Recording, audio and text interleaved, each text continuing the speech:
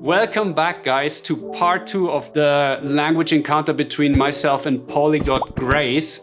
Polyglot Grace is an awesome polyglot who speaks more than 11 languages. And if you haven't seen the previous video where we do a polyglot game called Polyglot Madness, definitely check that out. But today we're going to talk about some language learning tips and some of the things that we think is important if you want to make a lot of progress when it comes to language learning. Welcome back, Grace. How's it going? Good, thank you, Manuel. Excited to be talking about the tips today. What I would really like to know, since I have you in this video call, Grace, and I always try to learn from other polyglots, other people that have a much more deep language experience than me, I always feel inferior when it comes to, when I talk to you or any other polyglot who speaks more than 10 languages, I'm just like, did I waste my life not learning enough?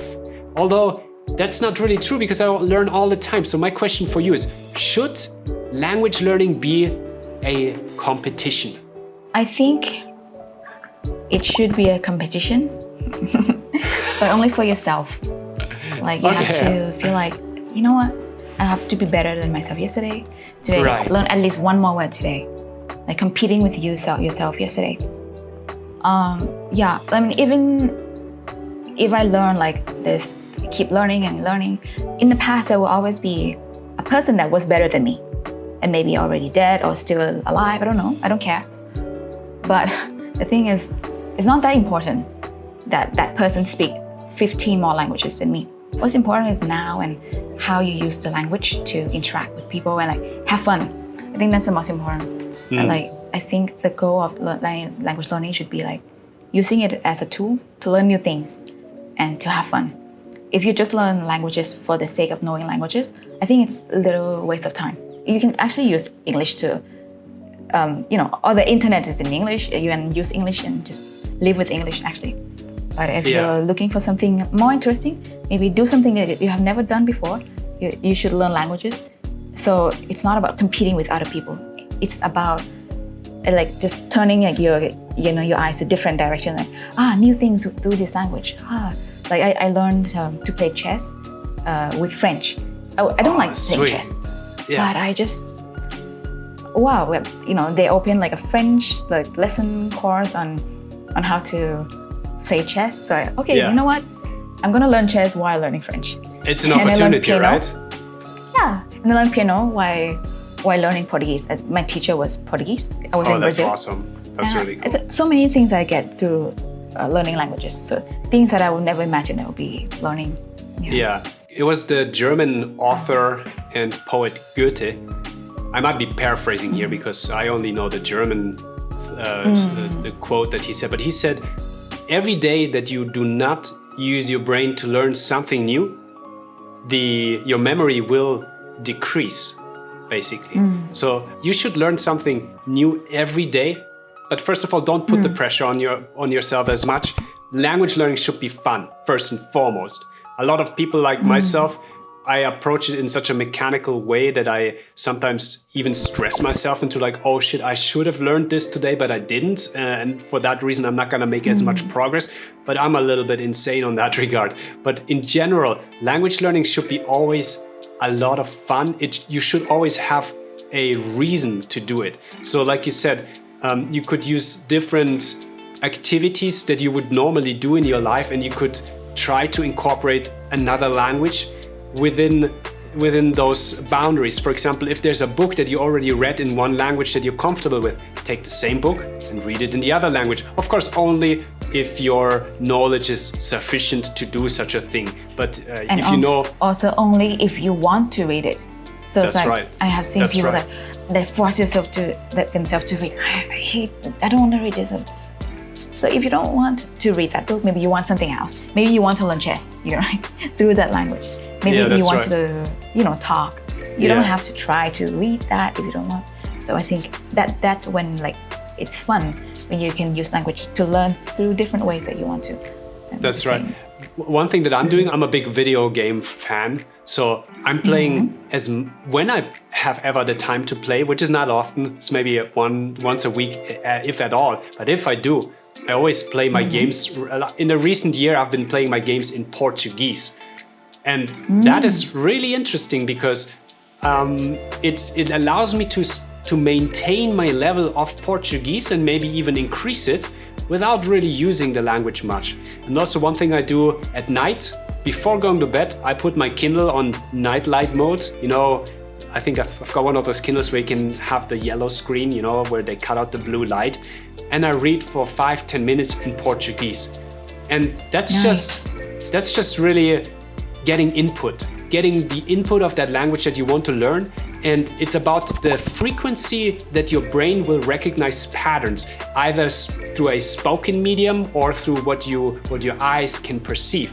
But even if you do not use the language by speaking to your friends or through your professional life every day, you can still activate those little synapse flashes where your brain will recognize a pattern and you will incorporate that into your memory in order to increase your memory retention. Right? Yeah, I feel like languages are like muscle. Like definitely, if you like work out your arm like that, that's right. You will see your muscle growing. But you can't really see the brain. But I think it's like muscle. The more you use it, the better you are. That's right. Yeah. Your face actually has a lot of muscles, and I know that because I worked while I was working in visual effects. There were always the people that had to animate the faces. So I'm not exactly sure about the total number. Don't quote me on that, but I think your face has at least 50 different muscles. And these muscles, they also include your tongue. Your tongue needs to be flexed in certain ways in order to make certain sounds, right? And so are the muscles in your throat that you have to use in order to do the guttural sounds, the R in French or the R in Bavarian or Spanish. And so if you want to learn a language that you're not familiar with, it's about the repetition. Do you get your reps in? It's like you said, it's like going to the gym and doing a rep. It's about the unconscious way of you incorporating something in your way of doing things by acquiring new language knowledge. And a lot of people that I talk to that try to learn a language, and I've met some people that said, wow, I've been learning Chinese for 4 years and I'm nowhere near at your level. And my level isn't even that great, in my opinion.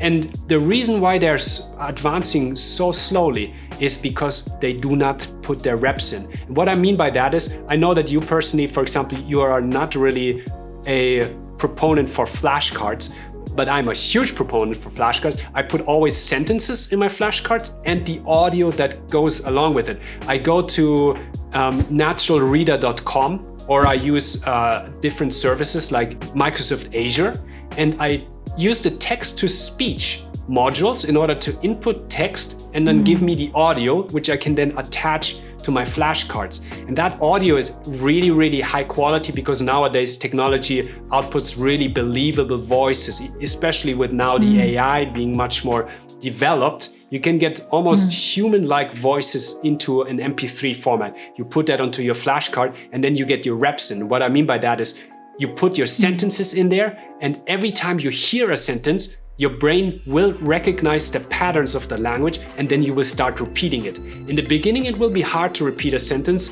but you will do it, and the more often you do it, the more natural it becomes. At the same time, you will be able to adapt a natural accent of that language because you hear it every single day. So I agree with you when you say don't use flashcards, Grace, when it's just single words, but use flashcards with sentences, or do shadowing when watching movies. There is a module called Language Reactor that you can use in Chrome. You can just install it as a plugin, and you can use it in YouTube and as well as in Netflix. And I just started really increasing my fluency in Chinese, and especially my fayin, my pronunciation, because I read passages out loud, I repeat them, I listen to them, I repeat them, and I listen to them, and I repeat them again until I get the flow. And that really helps me to get natives to speak and repeat it until I feel more comfortable with it. Sorry for the long monologue. Yeah, I totally agree with you. Yeah, it's like the point is do a lot of reps. It doesn't really matter what kind of reps. Maybe you do 5 days a week. Maybe you do to the maximum, but a lot of reps. It's kind of like muscle. There are different ways because my husband is into like muscle making, and I've been going to gym with him. Bodybuilding, I mean, yeah. And like there are people that would do like this, like they go to the maximum, like and then, I cannot do it anymore, and like they do it one time, but that a lot of reps, But there's another person that will go 3 times to the maximum. Like, okay, I'll come back tomorrow. Okay, I'll come back tomorrow. But they both, grow in the same way, and one day they're gonna reach that level that they want to. So it's like you have your own way, and not using flashcard or using flashcard. Another person might be using or not using. Or there are different ways, but if you do it many times, whatever you're doing, and keep doing it, you're gonna get to that level. It's about the repetition frequency. But one thing that's for sure, it obviously depends on your capacity of memory retention. Some person that has a photographic memory or something that's close to that level, a lot of times they read something and they will be able to retain it for a long time after. But most of us normal people, we have a very short memory retention span, and we have to repeat things often in order to transfer that short-term memory into long-term memory. And there is a difference between learning a little bit every single day versus learning, let's say, for 4 hours one single day a week.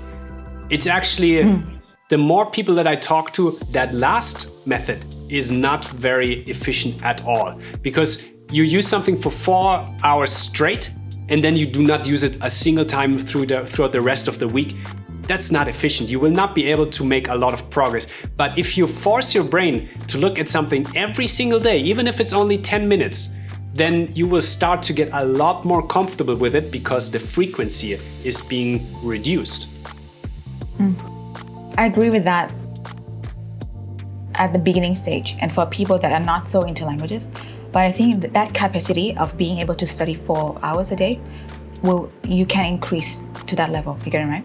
Yeah. So, like your attention and the fun that you're having for learning, but you will forget the time. Soon, when you start really liking that language, 4 hours will feel like 1 hour. That's right. That's right. So, for me, the way I learn languages, and I'm really trying to advance quickly. And of course, I don't live in a different country in order to increase my immersion level. But I really try to learn at least 2 hours a day, every day, without any breaks. And on the weekends, I even increase that time to 4 to 5 hours if I can. And I try to spread it throughout the day so it doesn't feel like I'm doing a lot of stuff. But in the morning, before I get to work, I already studied for at least 45 minutes, a lot of different sentences. And then in the evening, I might put on Netflix and I start using Language Reactor, and I start listening to movies and trying to, at least try to get to learn a few new words or get comfortable with those words. Try to understand the patterns.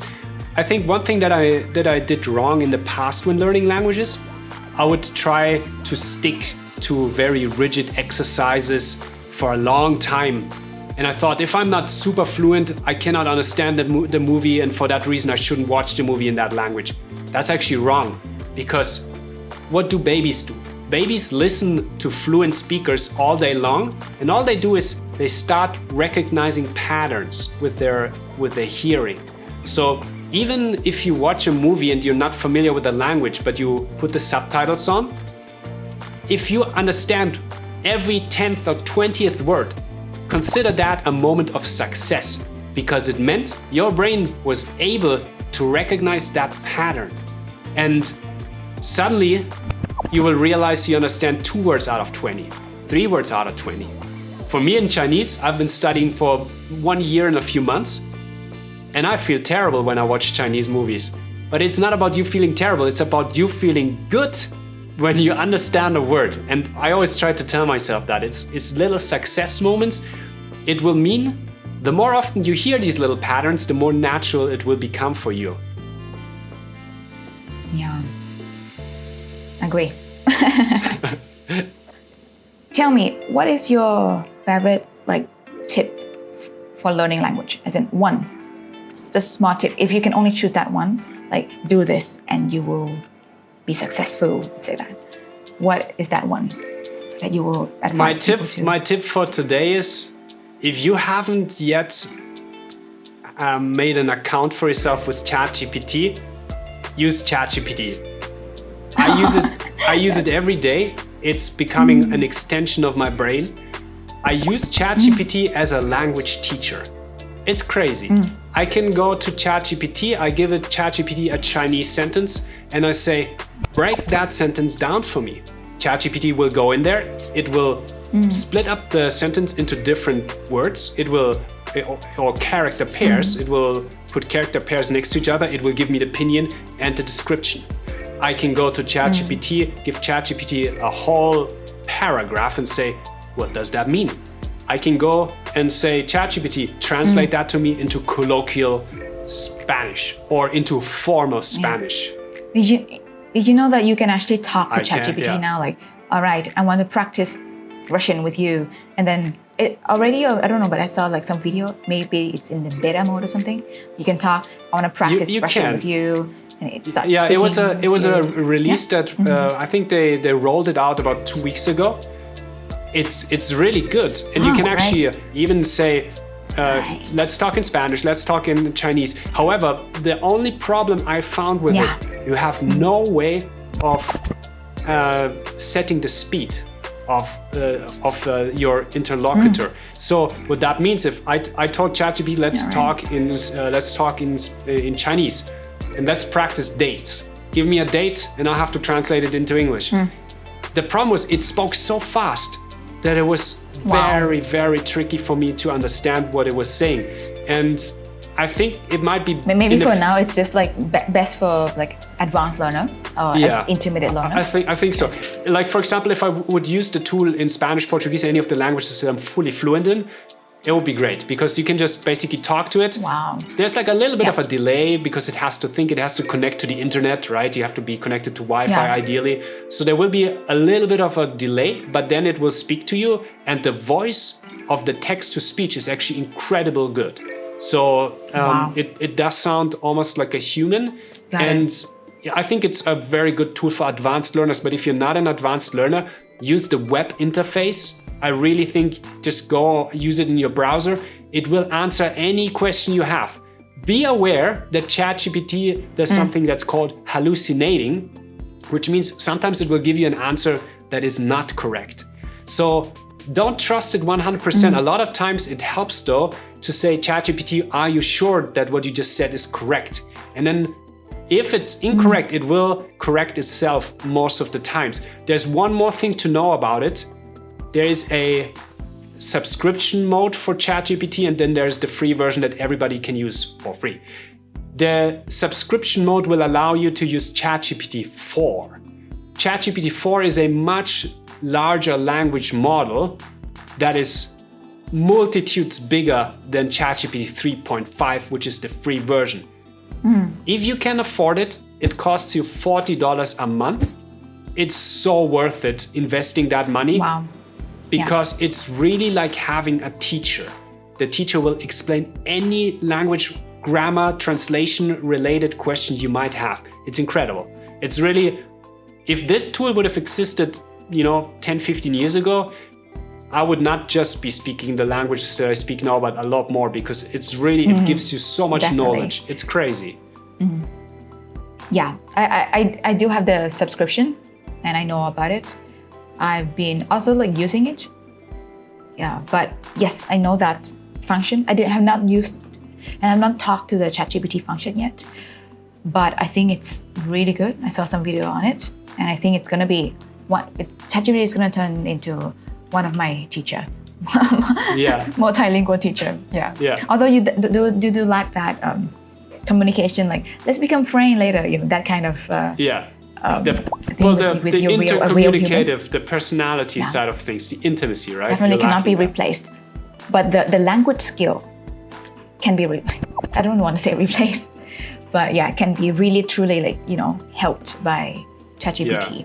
So that's a very, very important language tips from you. Yeah. Okay, awesome.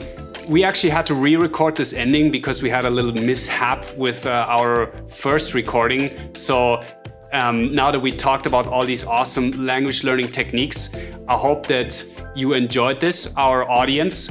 And if you have any awesome suggestions on what you do on your side to speed up your language learning workflow, please let us know down below in the comments. And if you have any questions about what we talked about, please let us know. Grace, what do you think? Yeah, I actually learned a lot from our discussion as well, like using ChatGPT. I feel like I have not used enough ChatGPT to learn languages. I'm gonna start implementing that in as well. Yeah, that sounds great. Well, Grace, thanks so much again for joining me on this awesome call. And it was a real pleasure, and I learned a lot from you as well. And your aspiration to learn so many languages is definitely for me also a big sort of thumbs up that we always have to keep going and improve ourselves and become better human beings in a way, and also smarter human beings, right? Yeah. Okay, well, thanks so much. I wish you a great day over there in Thailand, and I hope to talk to you soon. Guys, please don't forget to, share, like, and subscribe, especially because our channels need to keep growing. So thanks so much for the support. Have a good day, everybody. Bye. See ya. Bye-bye.